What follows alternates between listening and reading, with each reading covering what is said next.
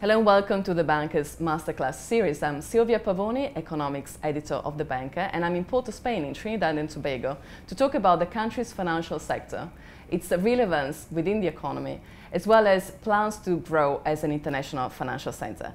I'm joined by the Trinidad and Tobago International Financial Center's chairman and CEO, Franco Siu Chong and Varun Maharaj. Thank you both for joining me. Thank you for having us. So Trinidad and Tobago had plans to develop an international financial center more than once. What is different this time?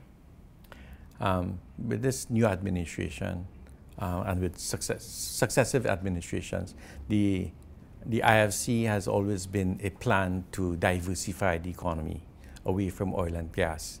You know, the oil and gas accounts for 43% of our GDP, and the financial sector accounts for 14%, but is also the fastest growing sector in the economy besides oil and gas. So there's always a natural way to go to expand the economy by looking at the financial sector. And I can imagine that, especially with the downturn that the whole region experienced in the past few years, making sure that the economy is diversified probably really was on everybody's minds. What are the immediate plans to grow as a financial center? The International Financial Center, the Trinidad and Tobago IFC, has a two-pronged strategy. One is to develop financial services, and by that what I mean is focusing on middle and back office processing for financial institutions and across the horizontal in terms of finance and accounting. In addition to that, we're also focusing on capital market development, which is an extension of the tradition that Trinidad has had over the years. So tell me more about the capital markets developments. The capital market, I think it would be appropriate to put some perspective to the capital market development. Trinidad has for a very long time being a regional capital market. We have had a long history of oil and gas resources, and to keep in step with that, what has happened is that a lot of the money center banks have found it best to locate in Trinidad within the region, set up their headquarters. So you find that over time there's been a certain amount of development of capacity within the financial services sector, and in addition to that, a certain amount of financial savvy. So on the back of the big oil and gas sector, then financial services firms started to develop and be able to put together interesting products.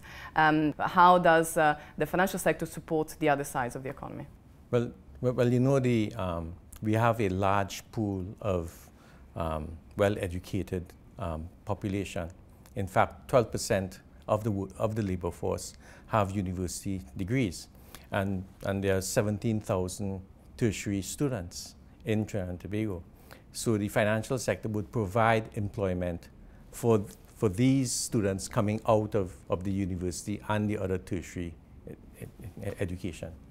In addition to that, what has also happened is that since you had a lot of the banks setting up their headquarters in Trinidad, they have been able to structure deals to enable the development of a medium-sized business class, if you were to call it that. And they have been able to understand the needs, and as a result of that, you'll find that Trinidad is possibly the leader in the region in terms of manufacturing. It is important to note that over the last 10 years, what Trinidad has done in terms of capital market transactions is significant. Over the last 10 years, our investment bankers, or what you call in England merchant bankers, have been able to structure complex deals to the quantum of somewhere in the region of $30 billion US.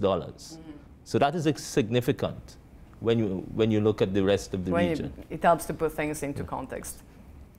Now, something that really characterizes the financial sector is the size of its banking sector, which represents half of the region in terms of both assets and Tier 1 capital. And as you pointed out, there are a number of foreign banks present here. what is needed to attract even more foreign players to the country? And I'm presuming you're going to tell me to change and update the legislative framework, but let's see if this is correct. That is correct. What we have been doing is that we have been looking at some of the top global financial centers around the world and trying to understand their experience and some of the problems that they've encountered. And we are putting together best-in-class legislation. What's best-in-class legislation? Best-in-class legislation is such that investors will have the best protection in terms of buying into products that may be registered in Trinidad.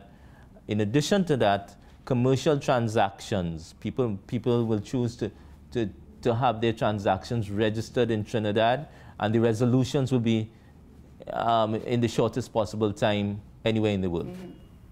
So these are two very important elements.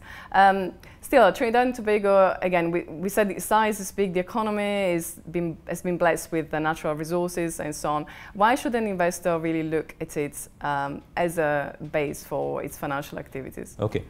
What we need to note is that Trinidad and Tobago is one of two countries in the Latin American and Caribbean region that has an A rating. Right? In addition to that, what you find is that we have a talent pool that is second to none in the region in terms of its financial savvy, its understanding of the North American business culture, and also the UK business culture, because we have a long tradition of connection. In addition to that also, there's confidence that has already been expressed in Trinidad in terms of the direct investment, foreign investment that is coming to the country. Over the last 5 years, we've probably had close to $100 billion US in foreign investment. In what sectors? Within the financial sector? Not only in the financial sector, but other sectors also. I would just like to add too that for foreign investor coming to Trinidad and Tobago, there's compelling comparative advantages.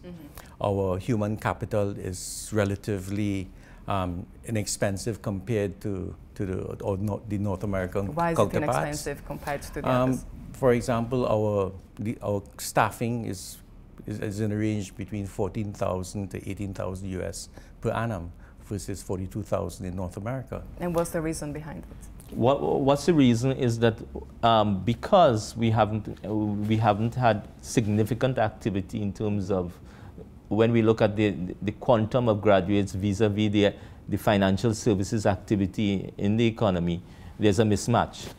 As the chairman has indicated, we have 17,000 graduates being put out by the tertiary education facilities in the country.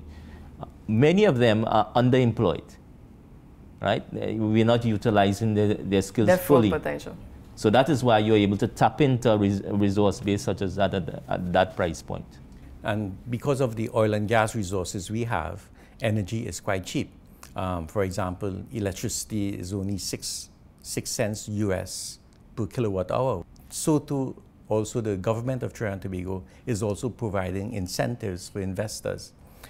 We at the Trinidad and Tobago IFC would be able to guide the investors when they come here to access all the various incentives, which is tax-free concessions, duty-free imports, waiver of taxes, and there are quite a number of benefits that the investor can enjoy. Thank you both for your comments. Thank you very much.